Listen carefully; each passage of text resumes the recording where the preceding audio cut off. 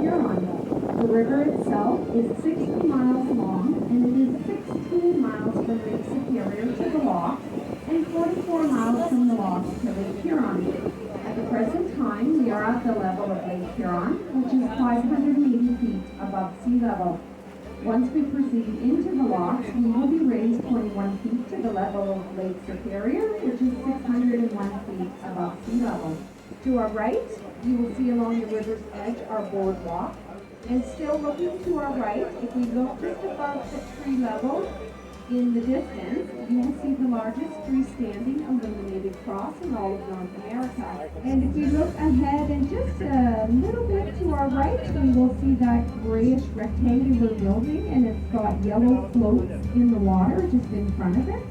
This is the Francis H. Clerk Hydroelectric Generating Plant. It is owned and operated by Brookfield Renewable Partners. This plant opened in 1982 and replaced the original plant, which was located just west of this one. At the time of its construction, the Sault Ste Marie Ship Canal was once the largest lock in the world, and as mentioned earlier, the first to generate and employ electricity in the operation of the lock. The Canadian Canal is now only 77 meters, or 252 feet in length, and is operational for 5 months of the year. In 1987, the canal was declared to be a National Historic Site. Coincidentally, this was the same year that a section of the lock wall failed during a vessel locking operation, causing its closure to navigation. In 1995, the federal government, the province of Ontario, and the city of Sault Ste Marie signed a cost-sharing agreement for the reopening of the canal based on a recreational lock option. And as we are pulling into the lock, the captain and crew would kindly request that all passengers, if you're standing, please hold on to the railings and watch your footing until we're secured to the lock wall.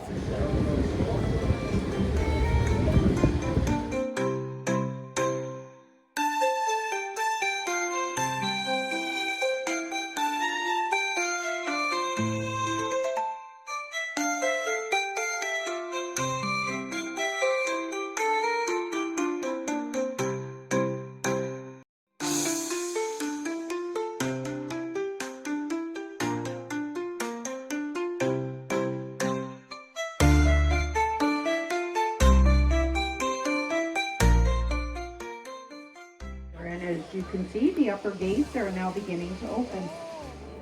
So as we prepare to leave the lock, I just want to send a little shout out, but a big thank you. We have Anthony on our left, he's our line handler today.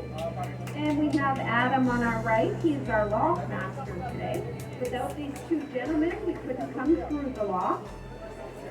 So if we look directly ahead and we look up a little bit, you'll see the International Bridge, which spans the St. Mary's River between the United States and Canada and connects the twin cities of Sault Ste. Marie, Ontario and Sault Ste. Marie, Michigan.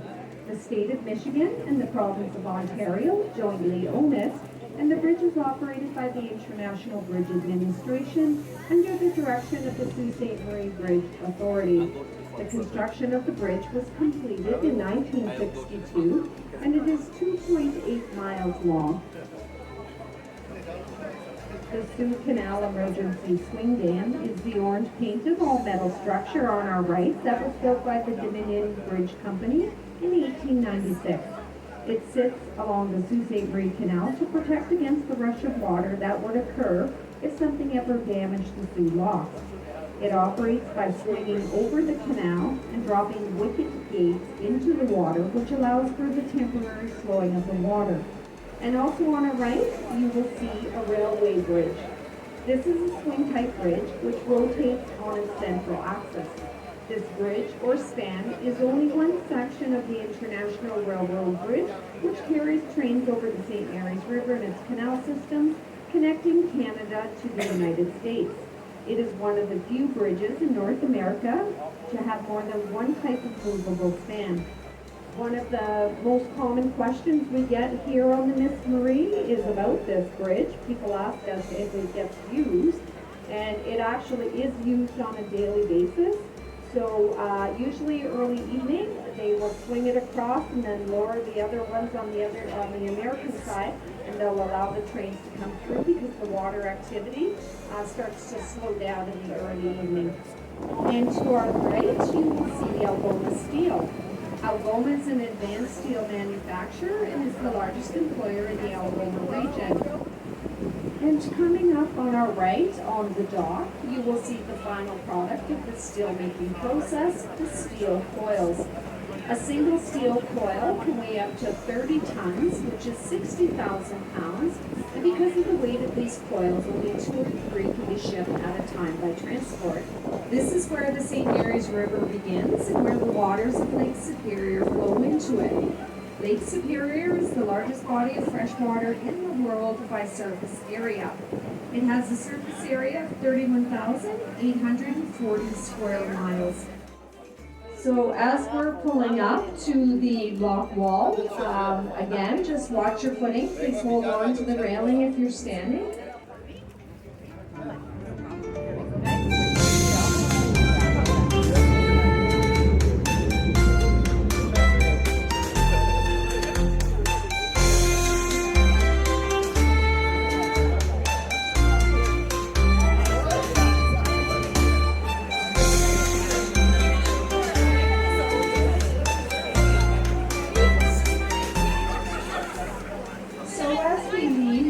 McArthur Lock. If you look on your right, you'll see a beautiful park in the city.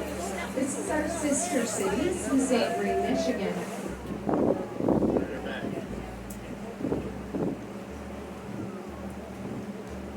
This pile of rocks is called the Bayfield Dike, and it's a very important pile of rocks. It marks a dangerous shoal, as well as the international boundary between Canadian and American waters. We're in the States. We've been in the States. It's kind of fitting that we have a bald eagle sitting on Boulder as we move from American waters into Canadian. Goodbye, Trumpland. Yes, bye, Donald. You didn't get us this time. So I can now officially welcome you back to Canada. Very nice. Thank you for letting us visit Donald and not capturing us. This building now serves as a Brooklyn Museum and Forest Fire Educational Center, and it's open to the public daily. Still looking to our right, we'll see those 3 large barges, and the one that is tied up directly to the dock is the Iron Master, and that is the barge that I mentioned when we were at the steel plant. That particular barge can hold 400 steel coils at one time. We are now approaching our dock, and we hope that you enjoyed your trip with us. So on behalf of the captain and all the crew here on the Miss Marie, we want to thank you so much for cruising with us today, and we want to wish you a very happy Thanksgiving, and let's go Blue Jays.